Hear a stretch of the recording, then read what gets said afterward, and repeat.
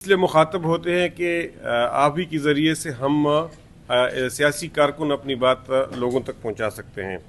اس وقت میں سب سے پہلے تو یہ جو افغانستان اور پاکستان کے درمیان کشیدگی ہے، چونکہ ایک برننگ ایشو ہے، کرنٹ ایشو ہے، تو میں سیاسی کارکن اس کو اگنور نہیں کر سکتا، اس پہ بات کروں گا۔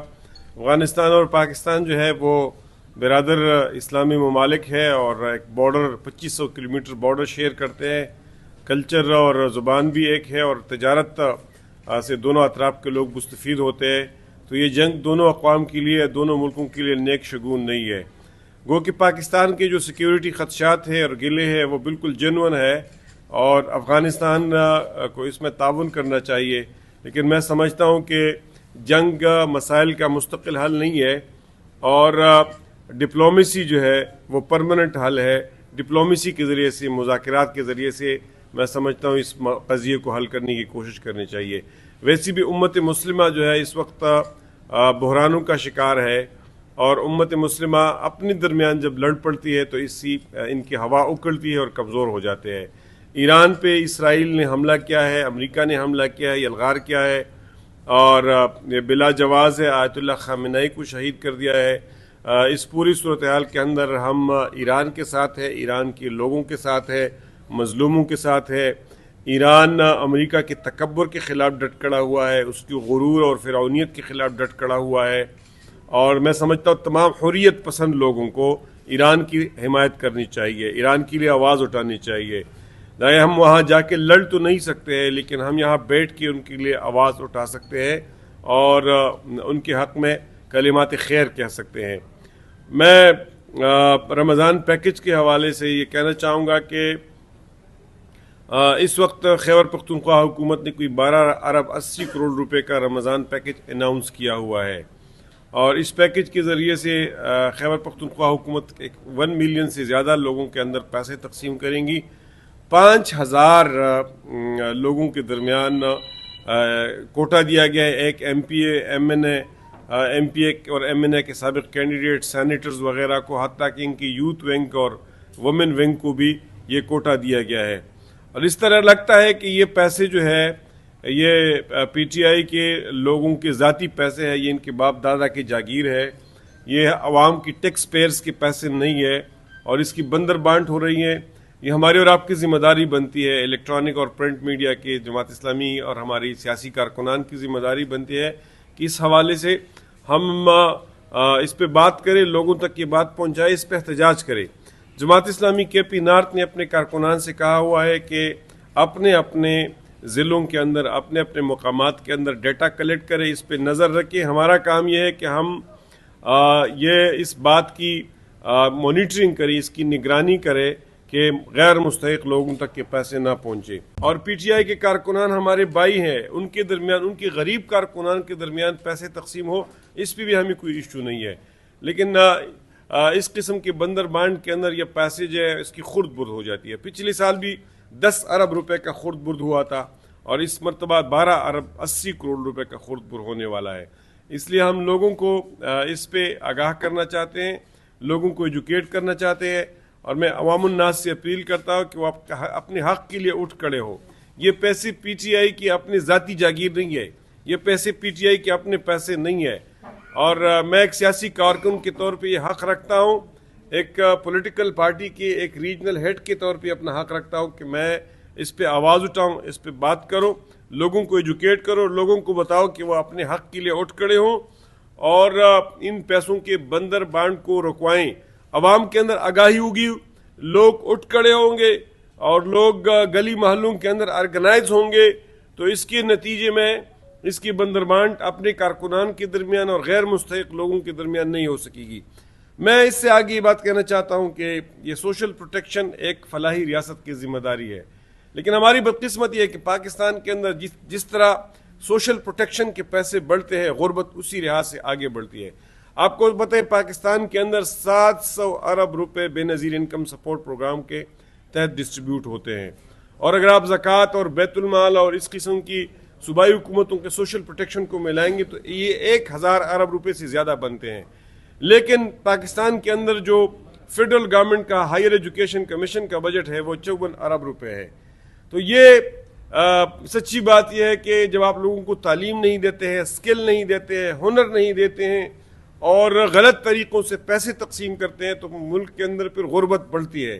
وہ کہتے ہیں کہ مجھے مچھلی نہ دے، مجھے مچھلی پکڑنا سکھا دیجئے۔ اس لیے جماعت اسلامی سمجھتی ہے، اور ہم نے بنو قابل پروگرام اس کے لیے لانچ کیا ہوا ہے، کہ ہمیں لوگوں کو اسکل اور ہنر دینا چاہیے۔ ہمیں لوگوں کو مائکرو فائنینس کے تحت کاروبار لوگوں کے کھڑے کرنے چاہیے۔ ہمیں لوگوں کو زندگی کے اندر بسانے کے لیے، زندگی کے اندر اسٹیبلش کرنے کے لیے پیسے دینے چاہیے۔ یہ جو ہم لوگوں کو بگنگ پہ مجبور کرتے ہیں، لوگوں کو گداگری پہ مجبور کرتے ہیں، اس کے نتیجے میں سوسائٹی کے اندر غربت پھیلتی ہے۔ اور ہم دیکھ رہے ہیں، امپیریکل ایویڈنس ہے پاکستان کے اندر، کہ پاکستان میں ہمارے سوشل پروٹیکشن کی جتنی بھی پروگرام ہے وہ غربت کو مٹانے، غربت کو کم کرنے کے بجائے پاکستان میں غربت کے اندر اضافہ کر رہے ہیں۔ وہ خط غربت سے نیچے زندگی گزار رہے ہیں، اور اس فگرز میں اضافہ ہو رہا ہے۔ پاکستان کے اندر بے روزگاری بڑھ رہی ہے، کوئی 15-16 لاکھ لوگ سالانہ جاب مارکیٹ کے اندر انٹر ہوتے ہیں اور ان کے لیے جابز نہیں ہوتے ہیں۔ ہمارے 2 کروڑ 60 لاکھ بچے اسکولوں سے باہر ہیں۔ تو اس لیے جہاں ناخواندگی ہو، جہاں غربت ہو، جہاں بے روزگاری ہو، تو وہاں سوشل پروٹیکشنز کے اس قسم کے پروگراموں سے فائدہ نہیں ہوتا ہے۔ اس لیے ان تمام پالیسیز کے اوپر نظر ثانی کی ضرورت ہے، ان کو ریوزٹ کرنے کی ضرورت ہے۔ جماعت اسلامی اپنے حصے کا شمع جلا رہی ہے۔ جماعت اسلامی پاکستان کے نوجوانوں کو بنو قابل پروگرام کے تحت سکلز اور ہنر دے رہی ہیں، تاکہ وہ جاب جو ہے وہ جاب کے پیچھے دیوانوں کی طرح جابز کے پیچھے اور جابز کی بگنگ کی بجائے اپنے لیے خود جابز کریٹ کرے، انٹرپرینور بنے، کاروباری کرے، آن لائن بزنس کرے، آن لائن پلیٹ فارمز کے ساتھ وابستہ ہو، انٹرپرینورشپ کے ساتھ وابستہ ہوں۔ اور اس پروگرام کے تحت حافظ نعیم الرحمان صاحب نے اعلان کیا ہے کہ ہم پاکستان کے اندر 20 لاکھ لوگوں کو یہ سکلز دیں گے۔ ابھی تک کوئی 12 لاکھ لوگ اس پروگرام کے ساتھ رجسٹر ہو چکے ہیں۔ اس پوری کی صوبے کے اندر اس وقت سینکڑوں ہمارے آئی ٹی لیبز جو ہے وہ فنکشنل ہو چکے ہیں۔ عملاً ہزاروں بچے اور بچیاں جو ہے اس وقت ہمارے اس پروگرام کے تحت چل رہی ہیں۔ میں حکومت کو دعوت دیتا ہوں کہ خیبر پختونخوا حکومت اور مرکزی حکومت اسی سٹائل پہ پروگرامز جو ہے وہ لانچ کری۔ یہ 10-12 ارب روپے جب اس کی بندربانٹ آپ کر رہے ہیں، اگر اس پہ آپ بچوں کو سکلز دیں گے، بچیوں کو سکلز دیں گے، ان کے لیے چھوٹے قرضے ان کا اجرا کریں گے، ان کی کاروبار جو ہے میں ان کے ساتھ مدد کریں گے، اس کو اسٹیبلش کرانے کی کوشش کریں گے، تو اس کے نتیجے میں خیبر پختونخوا کے اندر غربت ختم ہوگی۔ اس قسم کے پروگراموں کے نتیجے میں غربت ختم نہیں ہوگی۔ میں ان موضوعات کے اوپر آپ سے مخاطب ہونا چاہتا تھا، اور میں سمجھتا ہوں کہ ہماری کلیکٹیو ذمہ داری ہے کہ ہم لوگوں کو ایجوکیٹ کریں، لوگوں تک یہ بات پہنچائیں۔ اور اس لیے جماعت اسلامی نے جس ریجن کو میں ہیڈ کر رہا ہوں، ملاکنڈ ڈویژن، جس کو ہم کے پی نارتھ کہتے ہیں، ہم نے فیصلہ کیا ہے کہ عید کے بعد ہم اس حکومت کے خلاف ایک political mobilisation, grand political mobilisation شروع کریں گے۔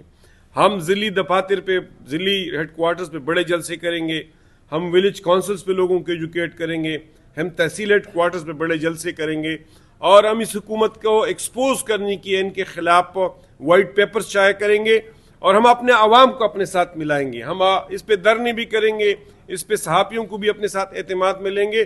میں بالکل آپ کے ساتھ ایگری کرتا ہوں کہ جو سیاسی جماعتوں کی ذمہ داری ہے، بنیادی طور پر اپوزیشن جماعتوں کی، افسوس کے ساتھ کہنا پڑتا ہے کہ سیاسی جماعتیں وہ ادا نہیں کر رہی ہے۔